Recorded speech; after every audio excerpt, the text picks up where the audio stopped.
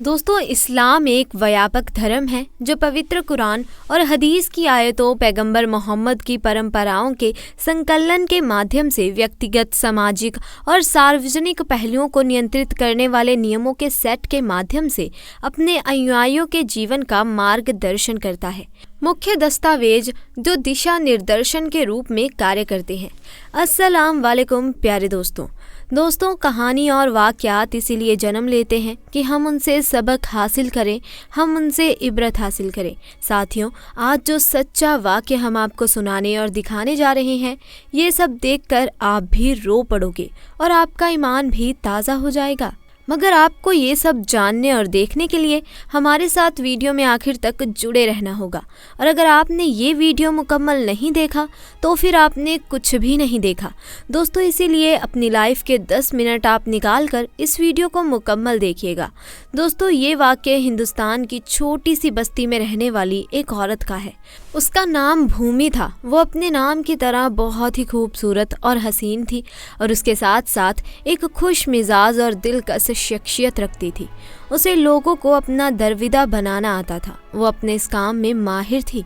दोस्तों, एक दिन भूमि ने सुना कि बस्ती के पास पहाड़ी में एक खूबसूरत हिरनी रहती है।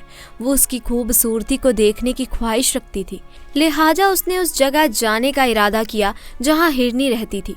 भूमि को खूबसूरत चीज़ों को कैद करने का बड़ा ही शौक था। लोगों को तो यही लगता था कि भूमि को शौक है, लेकिन इसके पीछे असल हकीकत क्या थी वो कोई भी नहीं जानता था।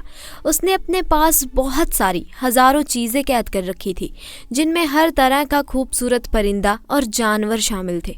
दोस्तों, हिरनी बहुत खूबसूरत और नायाब थी। उसकी आंखों की रोशनी को देखकर हर कोई हैरत हो जाता था।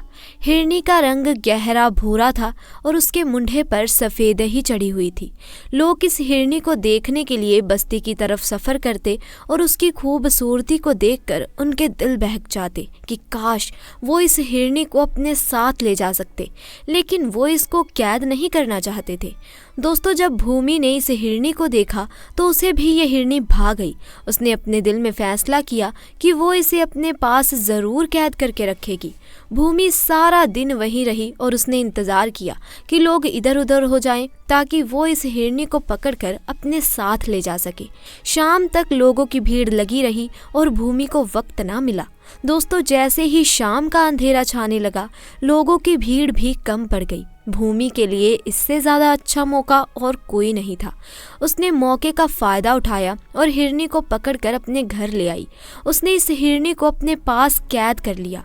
रात को भूमि जब अपने बिस्तर पर लेटने लगी तो उसने देखा कि हिरनी बहुत ज़ोर ज़ोर से चिल्ला रही है और अपने मुंह से तरह तरह की आवाज़ें निकाल रही है। हिरनी की आवाज़ें भूमि को खौफ में मुब्तला कर रही थी।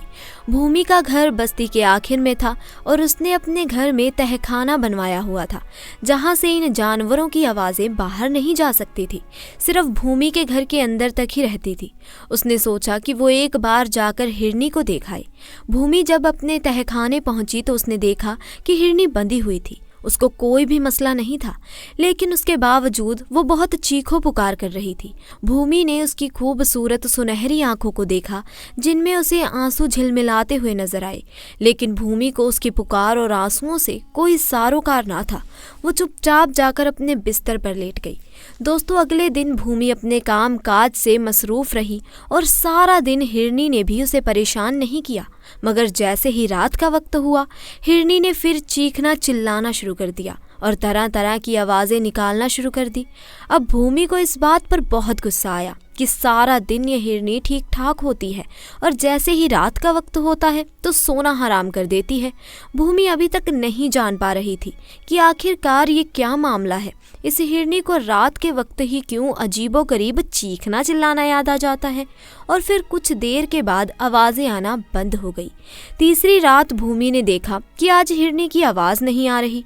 पहले तो वो बहुत खुश हुई, इसके बाद उसके अंदर तेजसूज उभरा कि वो जाकर उसको देखे कि आखिर क्या हुआ है कि वो आज चीख नहीं रही।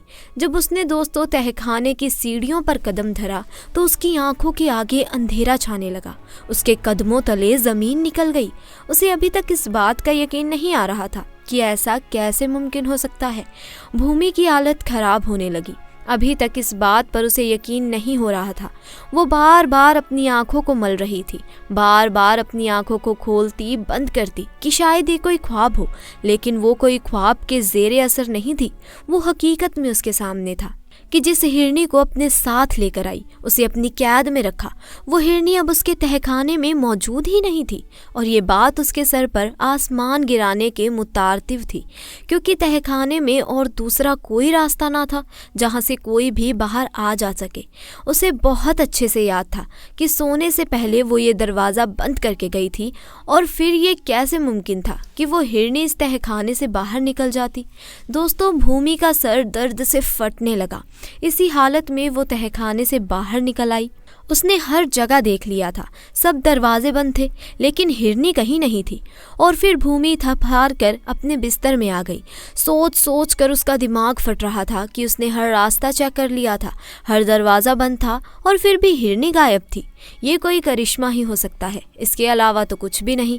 अगली सुबह जब वो दुखते सर के साथ अपने बिस्तर से उठी तो उसने जल्दी से कदम अपने जानवरों की तरफ उठाए।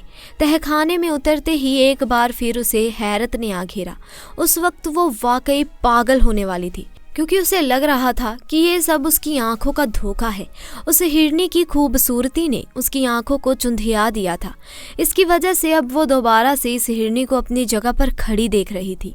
वो हिरनी के करीब गई और उसने उसको हाथ लगा कर देखा तो वो उसका ख्वाब नहीं बल्कि हकीकत थी, और वो हिरनी सही सलामत वहीं खड़ी थी। भूमि ने अजीबोगरीब हिरनी के बारे में खोज निकालने का सोचा। अब भूमि को रात होने का इंतज़ार था। दोस्तों, जैसे ही रात का अंधेरा छाने लगा, भूमि का तेज सूज बढ़ता ही जा रहा था। आखिर उसने कदम धीरे धीरे अपने तहखाने की तरफ बढ़ाने शुरू किए कि उसे आज भी हिरनी की कोई चीखो पुकार सुनाई नहीं दे रही थी। जब वो तहखाने के अंदर गई तो अब उसे यकीन हो गया कि यहाँ कुछ ना कुछ हो रहा है, क्योंकि हिरनी वहाँ मौजूद ही नहीं थी और सारे के सारे जानवर वैसे ही बंधे हुए थे। वो हिरनी को कोई और ही मखलूक समझ रही थी। अब भूमि को सुबह तक का इंतज़ार था कि वो हिरनी वापस आती है या नहीं, और वो रात के वक्त गायब क्यों हो जाती है और दिन के वक्त वापस क्यों लौट आती है। दोस्तों, ये सवाल उसके जहन में गड़बड़ा रहे थे और ये सब चीज़ें उसे बहुत ज़्यादा परेशान कर रही थी। अब भूमि ने ये मंसूबा बनाया कि अब जैसे ही हिरनी वापस लौटेगी वो इस हिरनी का पीछा करेगी। अगले दिन उसने देखा तो हिरनी दोबारा अपनी जगह पर मौजूद थी। दोस्तों, भूमि आज शाम को ही तहखाने में छिपकर बैठ गई और तहखाने के दरवाजे बंद कर चुकी थी। उसने देखा कि जैसे ही शाम का अंधेरा छाया तो हिरनी की जंजीर खुद ब खुद खुल गई और हिरनी चलती हुई तहखाने के दरवाजे के पास आई तो वो दरवाज़ा भी खुद ब खुद खुल गया और हिरनी तहखाने से बाहर निकल गई। भूमि के पांव वहीं जम गए, लेकिन भूमि ने खुद को संभाला और हिरनी के पीछे चलना शुरू कर दिया। दोस्तों, भूमि ने देखा कि जिस पहाड़ की गार से वो एक रात हिरनी को लेकर आई थी, उसी के दामन में एक बुजुर्ग जान नमाज बिछाए इबादत में मसरूफ़ है और उनके थोड़ी ही दूर हिरनी अपने बच्चों को दूध पिला रही थी। हिरनी ने बच्चों को दूध पिलाने के बाद वहीं छोड़ा और उस बुजुर्ग की तरफ देखा और उन्हीं कदमों से वापस चलने लगी। भूमि ने जब ये सारा माजरा देखा तो बड़ी हैरान हुई।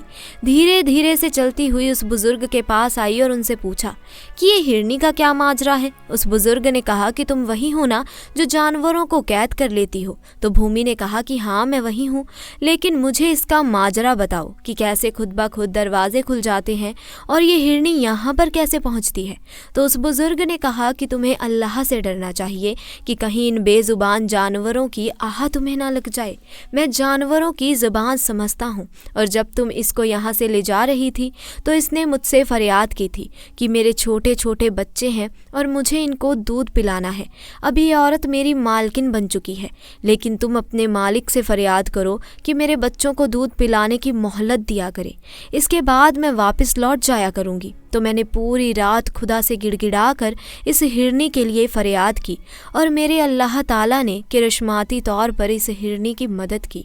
दोस्तों, ये बात सुनते ही औरत उस बुजुर्ग के कदमों पर गिर पड़ी और ज़ोर ज़ोर से रोने लगी और कहने लगी कि मैं भी उस खुदा पर ईमान लाना चाहती हूँ जो इतना रहीम है, जो जानवरों पर भी रहम करता है, और एक मैं हूँ जो इतनी बेरहम हूँ कि जानवरों को इस वजह से कैद कर लेती हूँ कि ये मुझसे ज़्यादा खूबसूरत क्यों क्यों हैं और इनकी खूबसूरती से बहुत हार खाती थी और इसी वजह से मैं इन पर जुल्म करती थी। लेकिन उस रब ने मेरा पर्दा रखा और मुझे लोगों के सामने शर्मिंदा नहीं किया। अगर लोगों को पता चल जाता मेरे हसद का तो वो मुझे रहने नहीं देते। दोस्तों, इसके बाद उस बुजुर्ग ने उस औरत को कलमा पढ़ाया और उसके सीने को ईमान की रोशनी से मुनव्वर कर दिया और फिर उस औरत ने उन तमाम जानवरों को आज़ाद कर दिया और एक अच्छी ज़िंदगी गुजारने का फैसला किया। दोस्तों, जानवरों के पास भी दिमाग होता है जिससे वो सोच सकते हैं, चीज़ों को समझ सकते हैं, खतरा होने पर सतर्क हो सकते हैं, खुशी महसूस कर सकते हैं, लेकिन कभी किसी चीज़ को देखने पर उससे सीख नहीं सकते। इसी तरह जानवर आपके दिए हुए प्यार को कभी नहीं भूलते, क्योंकि शायद एक बार के लिए इंसान के रवैये में बदलाव आ सकता है, लेकिन जानवर आपसे उतनी ही मोहब्बत करेगा जितनी वो करता आया है। बढ़ सकती है लेकिन कम नहीं हो सकती। तो दोस्तों, आज के लिए बस इतना ही। आपको हमारा आज का ये वाक्य कैसा लगा कमेंट सेक्शन में ज़रूर बताएं। साथ ही दोस्तों, वीडियो पसंद आई हो तो इसे लाइक करें, शेयर करें और चैनल को सब्सक्राइब करें। इंशाअल्लाह जल्द मुलाकात होगी ऐसे ही नए और दिलचस्प वाक्य के साथ। तब तक के लिए अल्लाह हाफिज़।